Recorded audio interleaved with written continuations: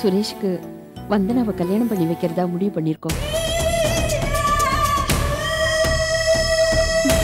இதுல இருந்து ஒரு நாளும் நாங்க பின்வாங்க மாட்டோம். உங்களுக்கு எவ்வளவு தேவையோ அவ்வளோ பணமும் சுருட்டிண்டு இங்க இருந்து கம்பெனி இருங்கோ. போறதுக்கு முன்னாடி என்னை கொஞ்சம் கவனிச்சுட்டு போயிருங்கோ.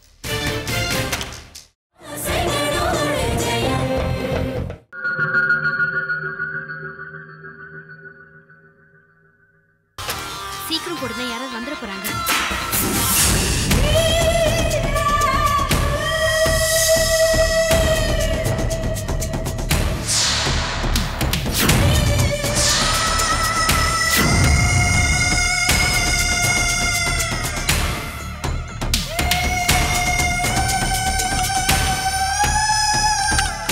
இந்த இளநீரை குடிச்சிட்டு அந்த கௌசல்யா பரலோகத்துக்கு போறா. நீ என்ன பண்றன? அந்த கனமப்பேட்டை சுடுகாடு இருக்குல்ல, அதுல கௌசல்யாவை புதைக்கிறதுக்கு டைம் ஃபிக்ஸ் பண்ணி வை. சரி, நான் போய் கொடுக்குறேன்.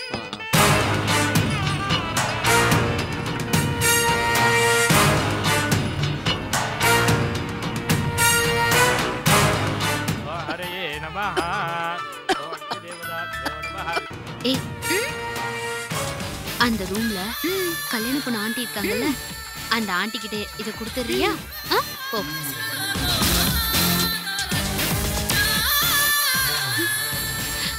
அக்கா, அந்த ரூம்ல கல்யாணம் பண்ண ஆண்டி இருக்காங்க, அவங்க கிட்ட கொடுத்துறீங்களா?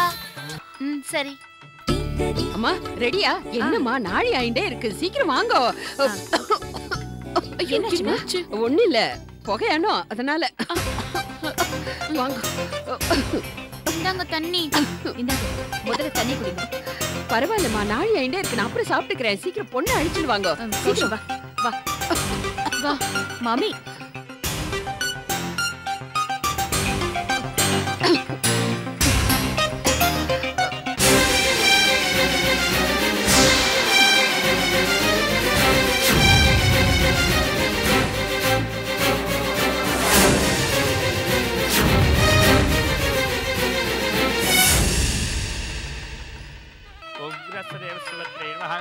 முகூர்த்தத்துக்கு நாளையாவது பொண்ணு அழிச்சுட்டு வாங்கோ.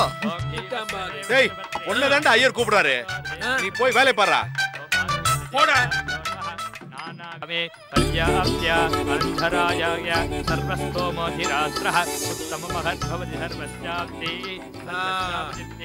ஏன்பா, இது உன் பொண்டாட்டி தானே? ஏன் முறைச்சு நிக்கிற? கொஞ்சம் சிரிச்சுக்க கூடாதா? அவன் சிரிக்கிறா, நீ சிரிக்க மாட்டேங்கிற, என்ன சொல்லப்படாதா? நீராந்தரம் ஆஜமணியம் சமர்ப்பயாமி.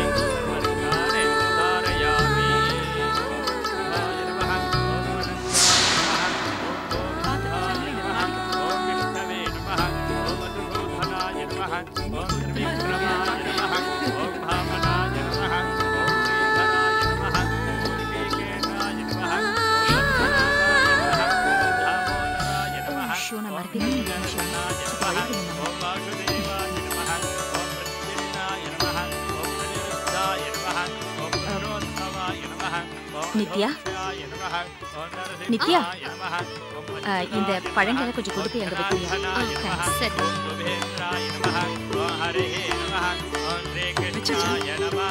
சொல்லியாச்சு.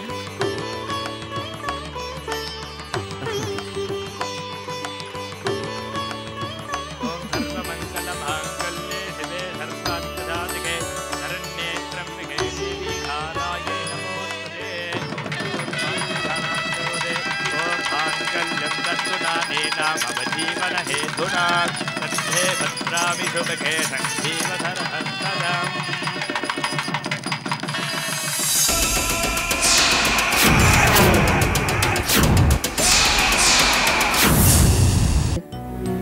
சுரேஷ்க்கு வந்தனாவை கல்யாணம் பண்ணி வைக்கிறதா முடிவு பண்ணிருக்கோம். இதுல இருந்து ஒரு நாளும் நாங்க பின்வாங்க மாட்டோம்.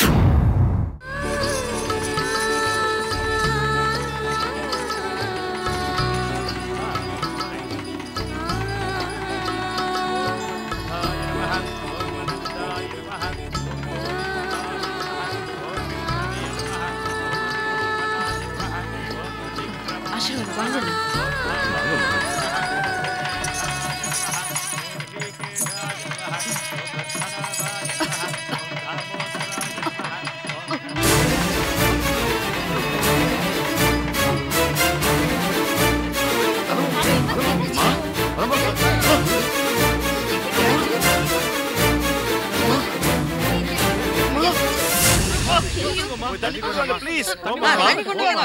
தண்ணி கொண்டு வாங்களே. தண்ணி கொண்டு வாங்க சீக்கிரம். என்னாச்சுமா? தண்ணி கொண்டு வாங்களே சீக்கிரம். வழி விடுங்க. கொஞ்சம் வழி விடுங்க. காத்து வரட்டும். டாக்டர் கொஞ்சம் தண்ணி ஒண்ணாக. டாக்டர் தண்ணிங்க. இங்க பாருங்க டாக்டர். ஓகே.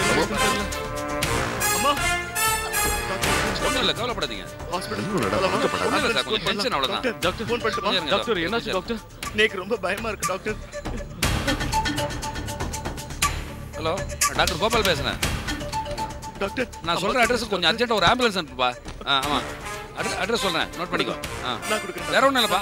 என் ஃப்ரெண்ட் பட்டர் இருக்காருல அவர் வீட்டுக்கு கொஞ்சம் அர்ஜென்ட்டா அனுப்புங்க ப்ளீஸ். ஆமாப்பா. நார்மல் ஆயிடுவாங்கல? கவலைப்படாதப்பா. ஆம்புலன்ஸ் சொல்லுங்க. நேரா ஹாஸ்பிடல் கூட்டிட்டு போங்க. கவலைப்படாதீங்க. இது வச்சுக்கோங்க. பாத்துமா.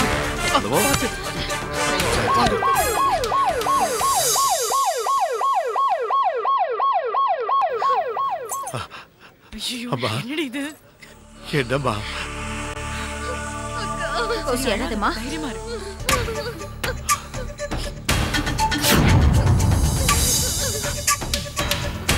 கோசி அழாதம்மா. தைரியமா இரு. கோசி அழாதம்மா. கோசி. அண்ணா கோசி சொன்னா கேளு. சத்பிடிச்சே. சரி வா. சரி. அழாதம்மா கோசி.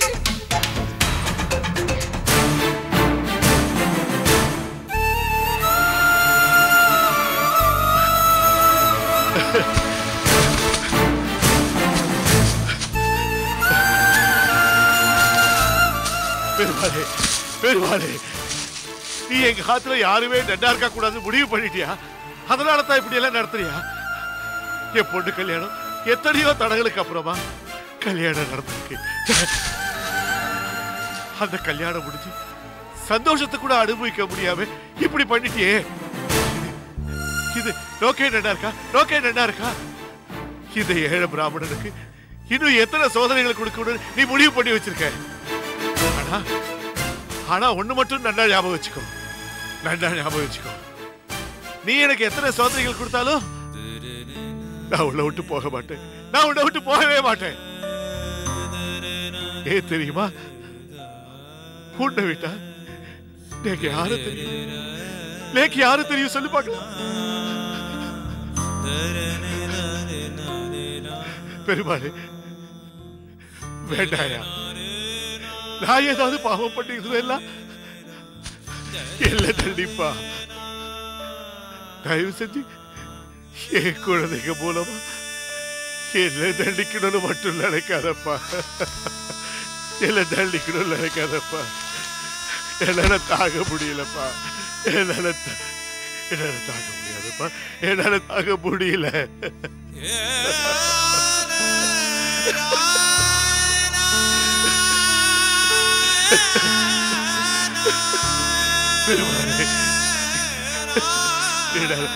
என்னால தாங்க முடியலப்பா.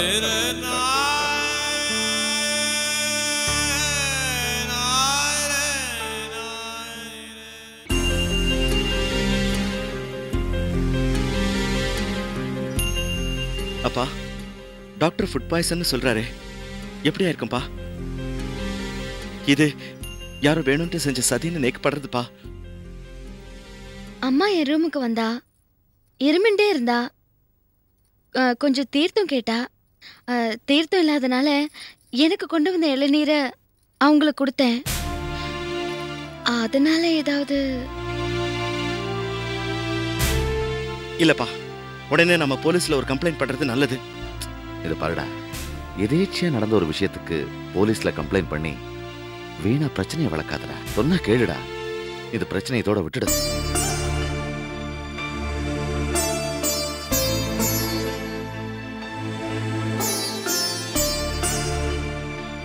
அலமோ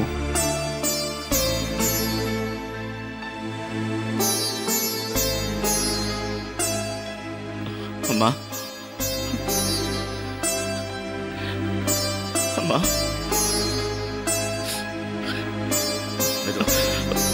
பார்த்து அம்மா. நீங்களும் இங்க வந்துட்டேளா? என்ன குழந்தைங்களை இங்க அழைச்சுன்னு வந்துட்டேளே? புது பொண்ணு புக்காத்துல காலு வைக்காம இந்த மாதிரி இடத்துக்கு வரக்கூடாதுன்னு உங்களுக்கு தெரியாதோ? தெரியுண்டியலமோ, நான் கூட அது நினைச்சுதான் ரமேஷையும் சௌந்தர்யாவையும் ஆத்துல போய் எல்லா ஏற்பாடையும் பண்ண சொல்லியிருக்கேன். இவங்க சொன்னா கேட்டாதானே. விடாப்பிடியா உன்னை பார்க்கணும்னு முரண்டு பிடிச்சிட்டு இங்கே வந்துட்டாங்க. எவ்வளவோ சொல்லியும் கேட்கலடி, நான் என்ன பண்றது? சுரேஷ், நேக்கு இப்ப தேவலையா போயிடுது. நீ கௌசல்யாவை அழைச்சுண்டு ஆத்துக்கு போடா. ஆமாண்டா சுரேஷ், நீ கௌசல்யாவை அழைச்சிட்டு ஆத்துக்கு போயிடு. அம்மாவுக்கு ஒன்றும் ஆகாதுடா. இன்னைக்கு ஈவினிங்கே டிஸ்சார்ஜ் பண்ணிடுவா. நான் அவளை அழைச்சிட்டு வந்துடுறேன்டா. போடா, ஏன் தயங்கி நினைக்கிற? போ.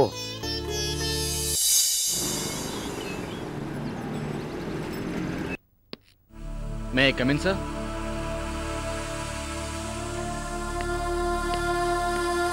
Good morning sir. சார், இந்த ஃபைல் ஒரு கையெழுத்து போடணும் sir. Please take this. Disturb பண்ணாதீங்க, எனக்கு மூடு சரியில்லை. யாரும் ரூமுக்கு வர வேண்டாம் இன்னைக்கு. கொஞ்சம் போங்க ப்ளீஸ். போங்க சார்.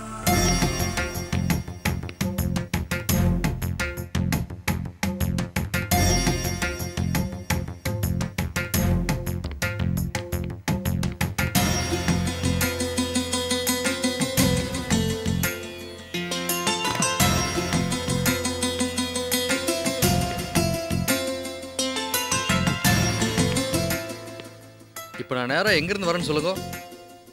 உங்களுக்கு எங்கே தெரிய போகுது, நானே சொல்லிடுறேன். கௌசல்யா சுரேஷ் கல்யாணத்துலேருந்து வரேன். கல்யாணம் ஜாம் நடந்தது.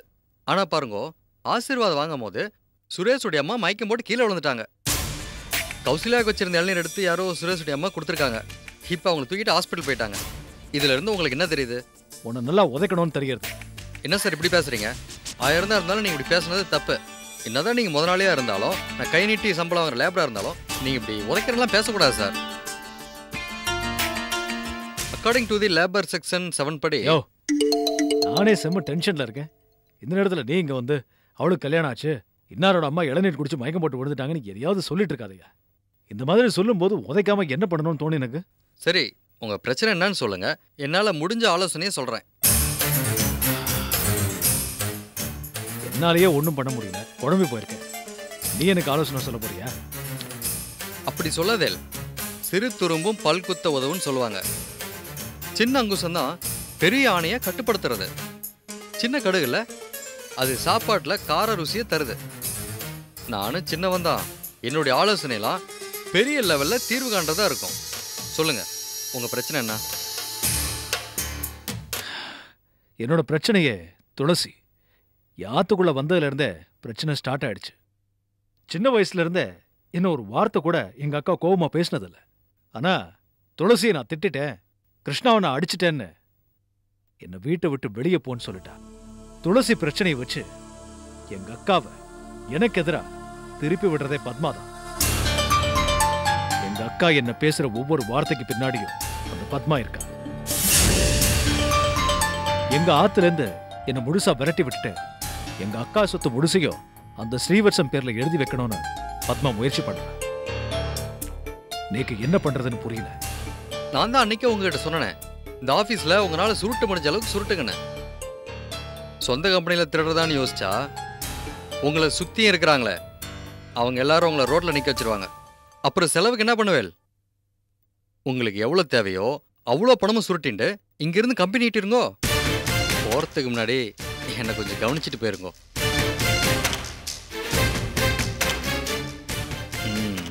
சிந்திக்க ஆரம்பிச்சிட்டான். இனிமேல் திருட ஆரம்பிச்சிருவான்னு நினைக்கிறேன். நமக்கு வர்ற கமிஷன் அமௌண்ட்ல கோதாண்டோட எங்கேயோ போக போறாடா. சார், ஹாஸ்பிட்டல்ல சுரேஷோட அம்மா பொழைச்சிட்டாங்களா? இந்த தகவல் எனக்கு ரொம்ப அவசியம் பாரு. இடியட்ஸ். என்னென்ன சொல்ற? அந்த கிழடு செத்துருவான்னு நினைச்சேன். பொழைச்சிட்டாளா? அந்த கௌசல்யாவே தப்பிச்சிட்டா. அந்த அலமேலு இருந்தா என்ன, செத்தா எனக்கு என்ன? புரியாம பேசதென்ன? அந்த இளநீர் குடிச்ச அந்த அலமேலு செத்து போயிருந்தா நாம எதுவுமே பண்ணாமலையே அந்த கௌசல்யாவோட வாழ்க்கை சீரழிஞ்சு போயிருக்கும். இப்ப தப்பிச்சிட்டாளே. ச்சே, என்னம்மா சொல்ற? அலமேலு சாகறதுக்கும் கௌசல்யா தெருவுக்கு வரத்துக்கும் என்ன சம்பந்தம் இருக்கு? சம்பந்தம் இருக்குன்னு. அந்த அலமேலு யாரு? கௌசல்யாவோட மாமியார். அவை நேரம் செத்து போயிருந்தா அந்த மொத்த குடும்பமும் அவ ராசி இல்லாதவன் சொல்லியிருப்பாங்க. ஏற்கனவே அந்த சஞ்சய் இறந்ததுக்கு அவ பாதி நொடிஞ்சிட்டா. இந்த சுரேஷும் இறந்து போயிருந்தா டோட்டலா நொடிஞ்சு போய் உட்கார்ந்து இருந்திருப்பா. நாமளும் பெருசுகிட்ட 2 நாள் அந்த கௌசல்யாவை பத்தி ரொம்ப இறக்கமா பேசிட்டு அப்புறம் சொத்தெல்லாம் நம்ம எழுதி வாங்கி இருந்திருக்கலாம். இப்ப பாரு, ச்சே, எல்லாமே கெட்டு போச்சு. இனிமே நம்மளால கௌசல்யாவை எதுவுமே பண்ண முடியாது. அந்த சுரேஷ் கௌசல்யா கழுத்துல தாலியை கட்டிட்டான். இன்னும் 2 நாள்ல அந்த பெருசு சொத்து எல்லாத்தையும் கௌசல்யா பேருக்கு தாராவாத்து கொடுத்துரும். அப்புறம் நம்மளோட நிலைமை நினைச்சாலே பயமா இருக்கு. இப்ப கூட எதுவுமே கெட்டு போலமா. நிச்சயமா அந்த பெருசோட சொத்து நம்ம கைக்கு வந்து சேருங்கிற நம்பிக்கை எனக்கு இருக்கு. என்னன்னு சொல்ற? எப்படி? நாம போட்ட திட்டம்னா எல்லாமே தோல்வி அடைஞ்சு போச்சே, அப்புறம் எப்படி சொத்து நம்ம கைக்கு வரும்?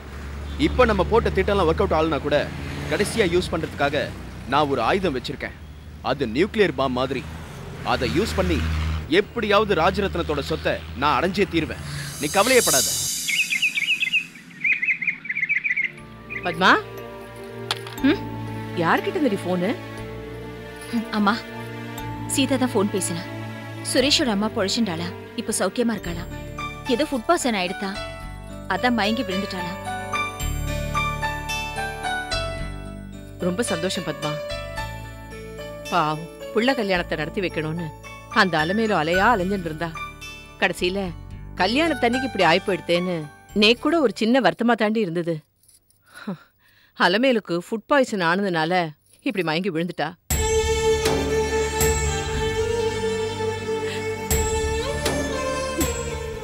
ஆனா ஆனா நம்ம சுதர்சன் உடம்பு பூரா பாய்சனா வச்சுட்டு எப்படி விஷமா பேசுறான். பத்மா, என் தம்பி சுதா எப்படி இருந்தா அக்கா அக்கான்னு என் காலையே சுத்தின்னு இருப்பாண்டி. என் வார்த்தையை எதிர்த்து ஒரு வார்த்தை பேச மாட்டாண்டி. ஐயோ சுதா, அம்மா, அவனா இப்படி எல்லாம் பேசுறான். அம்மா, பெருமாளே, என்னால எதையுமே நம்ப முடியல. மாமா பேசுனதுல நேக்கு எதுவும் தப்பு இருக்கிற மாதிரி தெரியல. அத்தனை பேருக்கு மத்தியில அவரை ஒரு குற்றவாளி மாதிரி நிக்க வச்சு கேள்வி கேட்டா அவருக்கு இல்லம்மா, யாருக்கும் கோவம் வரத்தான் செய்யும். இத பாருமா, அந்த கோவத்துல தான் அவர் அப்படி பேசினார். உன்னை அப்படி பேசணும்னு ஒரு பிளான் பண்ணல. அம்மா, ஒருத்தனை பாராட்டுறதுனா 10 பேருக்கு முன்னாடி பாராட்டு, ஒருத்தனை கண்டிக்கிறதுனா தனிமையில கண்டிக்கணும் நீ தானே சொல்லியிருக்க. நீயே அவர் 10 பேருக்கு முன்னாடி நிக்க வச்சு கேள்வி மேல கேள்வி கேட்டா கோவம் வராதா? அது உன் தப்பு. நகரபத்மா, உன்னை பேசுனது அவர் தப்பு.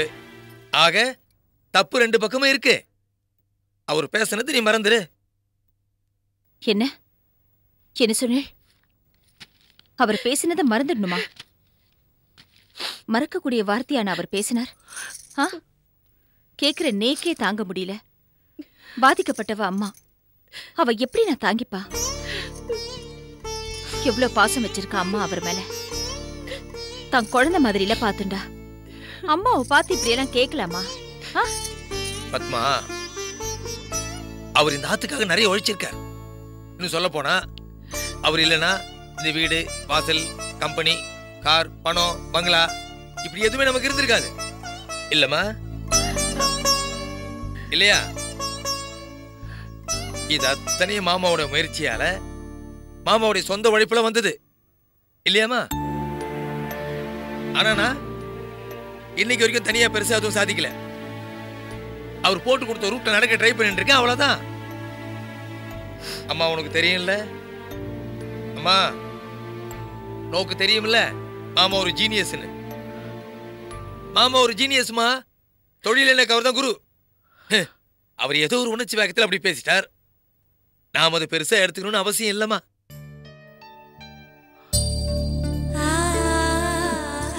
இங்க வாடா.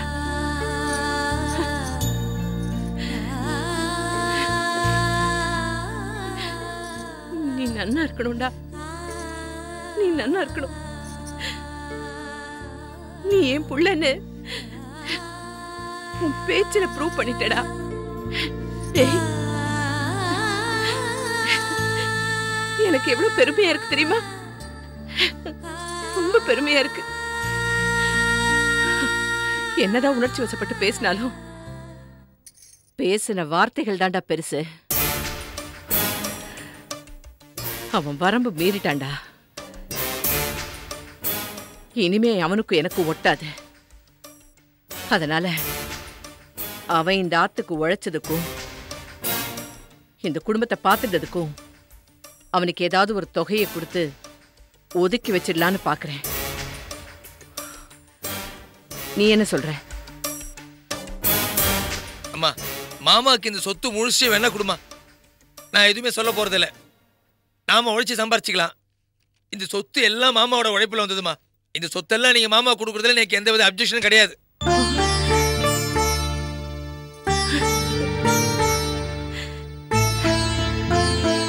பத்மா, சுதாவுக்கு சொத்தை பிரிச்சு தரதுல உன் ஆம்பளை ஸ்ரீக்கு எந்த அப்ஜெக்ஷனும் இல்லைன்னு சொல்லிட்டான். உன்னோட ஒப்பீனியன் என்னம்மா?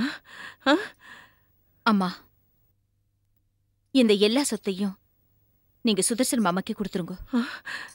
எனக்கு எந்த அப்ஜெக்ஷனும் இல்லை. ஆனா ஒண்ணு மட்டும் உங்ககிட்ட சொல்ல விரும்புறேன்.